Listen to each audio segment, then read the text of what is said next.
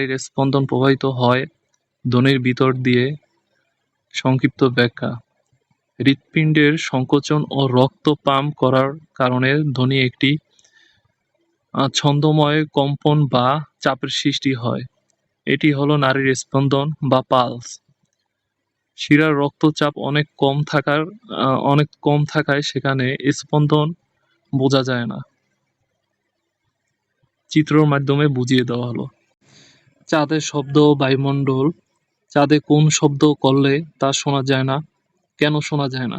চাঁদে বায়ুমণ্ডল নেই, তাই সংক্ষিপ্ত ব্যাখ্যা: শব্দ চলাচলের জন্য বাতাস বা যে কোনো জড় মাধ্যম প্রয়োজন হয়।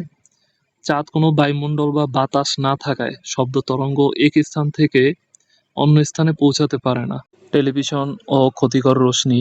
রঙিন টেলিভিশন হতে ক্ষতিকর কোন রশ্মি বের হয়? মৃদু রঞ্জন রশ্মি। সংক্ষিপ্ত ব্যাখ্যা: পুরানো সিআরটি রঙিন টেলিভিশন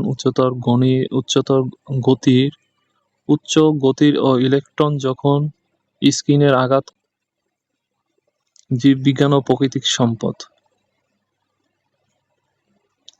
স্তন্যপায়ী জলজ প্রাণী। শুষ্ক পানি জীব ও হয় বাতাসে নিঃশ্বাস নেয়।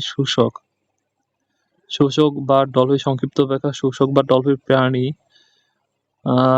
এদের মাছের মতো ফুলকা নেই, এদের মানুষের মতো ফুলকা রয়েছে, তাই শ্বাস নেওয়ার জন্য এদের পানির উপর এসে